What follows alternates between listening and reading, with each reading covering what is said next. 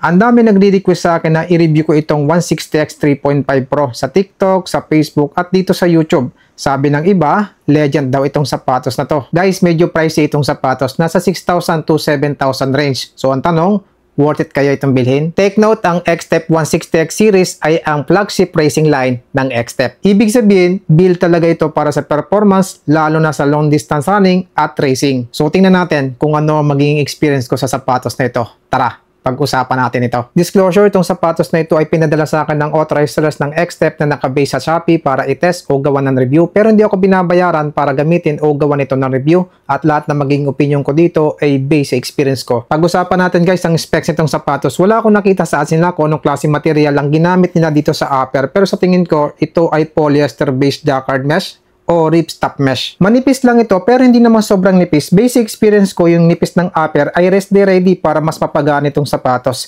May pagka-transparent din at breathable ang pagkagawa. Yung toe cap naman ito medyo malambot pero meron pa rin kahit papaano protection para sa mga daliri sa paa. Meron kasing manipis na plastic layer sa loob na tumutulong para patibayin ang structure ng toe box. Kaya hindi basta-basta magkukulaps kahit manipis ang upper. Manipis din ang tang gaya ng karaniwan sa mga pang-race na sapatos. Soft yung nararamdaman ko dito.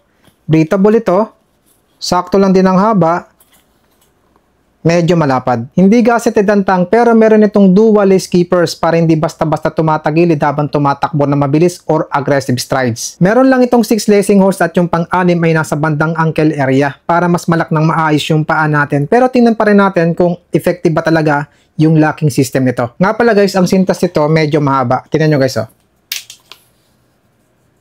Nasa pang 5 lacing holes ito, pero tingnan natin kung mahaba pa rin tingnan kapag nilagay natin sa pang-6 na lacing holes. Kahit build siya para sa speed o racing, meron pa rin amount of padding sa collar lining. Nakombok lang ito pero hindi gaanong dense ang pakiramdam. Saktong-sakto lang to para hindi ka basta-basta magkaroon ng irritation sa Achilles area. Maayos din ang support dito sa heel area. Kung mapapansin nyo guys itong design na to, ito ay manipis na plastic. Medyo firm, pero hindi naman sobrang tigas. Meron din dito sa kabila. Tapos itong back, medyo firm din. Nakakatulong to o nakakadagdag to sa overall stability ng sapatos. Yung midsole naman ito ay X-Step ASP sa super critical foaming technology na sabi sa advertisement nila, mas mataas daw ang rebound nito ng 28% kaysa sa ETPU material. At maganito. Wala akong nakita sa ads nila kung gaano kakapal ang midsole nito pero sinubukan kong kuha ng estimated na sukat. Tinanggal ko yung insole, sinilip ko yung laman ng sapatos kung saan ako magsisimula magsukat. So nakakuha ko ng estimated na kapal sa forefoot ng 33.5 mm tapos dito naman sa heel ay 40.1 mm. Sinubukan ko din kuha ng estimated na kapal ang insole nito at nakakuha ko ng 4.3 mm. So ibig sabihin, meron itong mataas na stock height. At based sa estimated na kapal ng midsole nito, meron itong 6 to 8 mm drop. So meron itong full palm shovel type carbon plate na tumutulong sa proportion. At ayon sa ads nila, meron itong 78% forefoot proportion efficiency. So ibig sabihin, may pagka-aggressive ang ride. Bagay na bagay sa mga gustong tumakbo ng mabilis. Pero syempre, tingnan pa rin natin kung ano ang mararamdaman ko sa aktual na takbuhan. Yung rubber outsole naman ito ay gawa sa X-Step Dura Marathon Level CPU outsole ng X-Step na ayon sa ads nila, merong anti-slip at wear-resistant properties. Kapag tinitingnan ko naman ito, hindi siya ganun kakapal guys. Medyo manipis ito. Tingnan nyo guys oh. Pag ganitong angle, so balikan nyo yung part ng video na to kasi ipapakita ko rin naman yung rubber outsole nito pagkatapos kong itakbo kung mabilis pang mapudpod yung rubber outsole nito. Ito yung insole niya guys at may mga naka-emboss dito sa may bandang forefoot. Malambot ito, yung pagiging malambot niya mabilis pumalik. Medyo mababa yung support sa arch tapos dito naman sa heel, medyo pa-curve dito. Malambot din siya at mabilis din bumalik. 210 grams sa size 7 para sa akin maganito. So tara, subukan na natin to.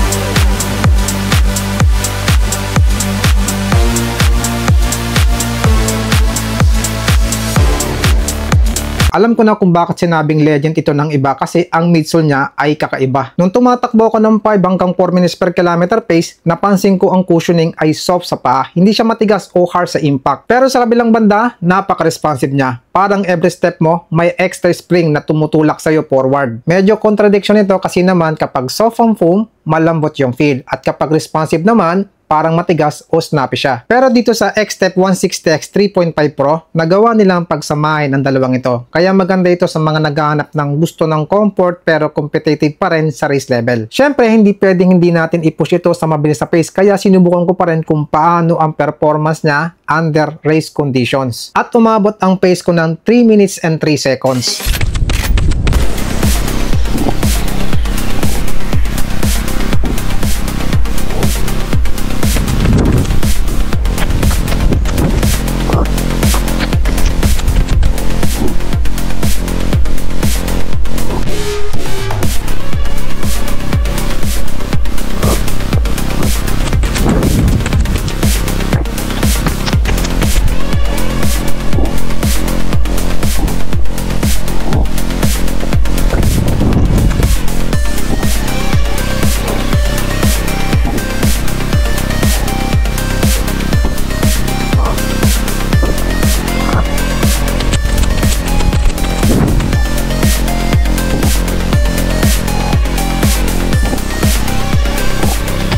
Napakabilis ng response ng PISA midsole at carbon plate. Napaka-snappy at explosive yung 2-off. Hindi ito yung pinakamagaan na carbon plated shoes na nagamit ko, pero dahil sa optimize ang energy return ng midsole at stiffness ng carbon plate, ramdam ko yung efficient propulsion sa bawat takbang. Kaya very light at responsive pa rin ang feel kahit mabilis ang stride. Alam mo yung feeling kapag tumatakbo ka ng sobrang bilis pero yung effort mo parang easy run lang. Ganon ka-efficient yung ride ng sapatos na to. Ang combination ng PISA midsole at carbon plate pinapadali yung bawat takbang kaya kahit mabilis ka, ramdam mo pa rin na relaxed at controlled yung takbo mo. Sinamahan pa ng napaka-aggressive na rocker geometry kaya mapifeel mo talaga na pinupush ka nitong sapatos na to para mag-speed up. Yung transition ng foot strike ko dito, hindi ko nararamdaman na naglaland sa heel. Diretsong mid-foot to forefoot yung flow ng takbo ko. Ang smooth ng transition. Wala akong nararamdamang dragging sa heel area. Talagang built for speed itong sapatos na to. Yung nakuha kong drop dito ay estimated na 6 to 8 mm drop. Pero nung sinuot ko ito,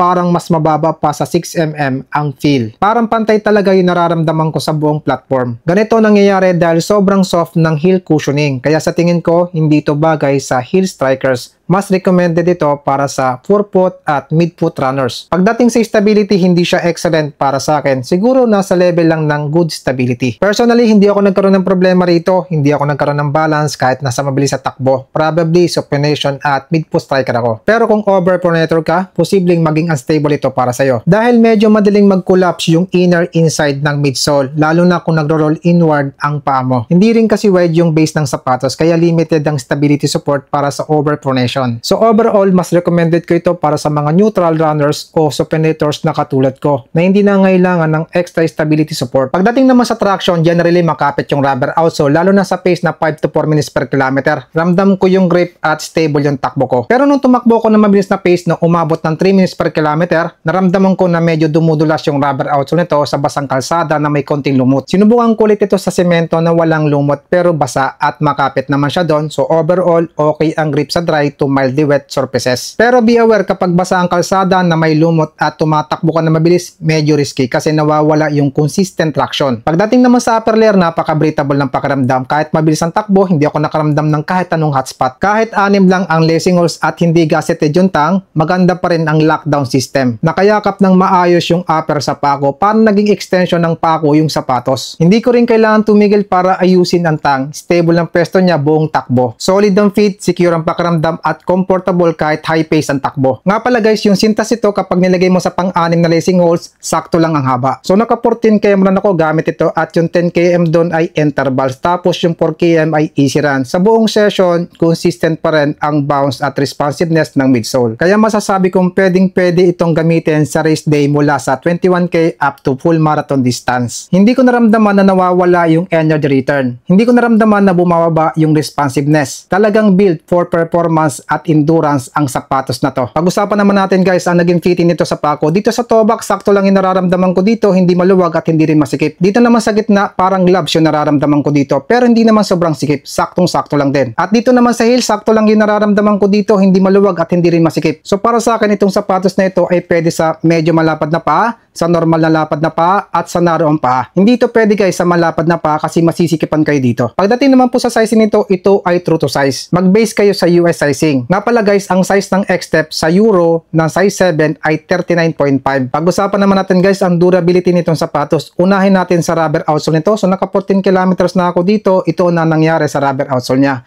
May konting gasgas dito. Merong konting gasgas dito. Dito sa gitna, wala pa masyadong kagasgas-gasgas. So para sa akin, matibay yung rubber outsole nito at kahit medyo manipis yung rubber outsole, sa tingin ko, tatagal ito. So ito naman guys ang nangyari sa midsole niya. Walang malalaking bitak, hindi nabakbak yung kulay. Dito sa kabila, walang malalaking bitak, hindi rin nabakbak ang kulay. So matibay yung midsole nito. So tingnan naman natin guys kung nawala na ang dikit ng upper layer at ng midsole. Unahin natin dito sa may bandang toe box. Nakadikit pa rin. Dito sa gitna, nakadikit pa rin. Dito sa may bandang heel, nakadikit pa rin. Dito sa back, nakadikit pa rin.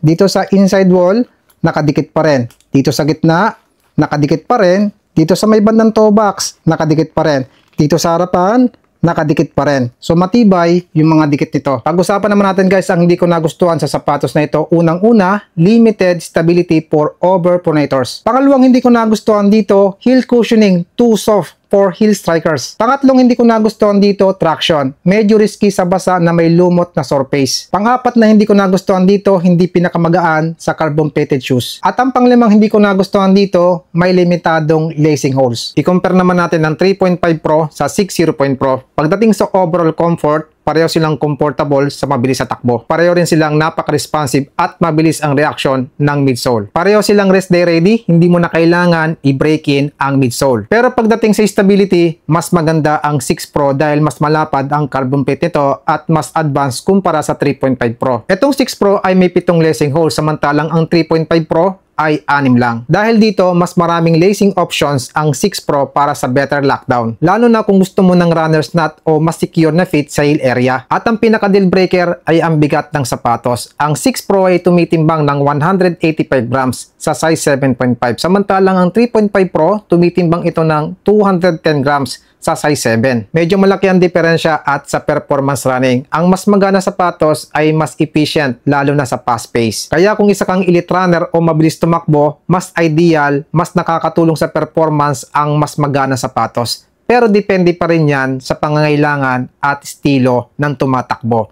Ngayon, alin ang pipiliin nyo sa dalawa? So yan lang po muna masasabi ko sa sapatos na ito. Kung interested po kayo dito sa sapatos, ilalagay ko po sa description ng link kung saan mabibili. Maraming salamat po sa panonood. Ingat at transi po.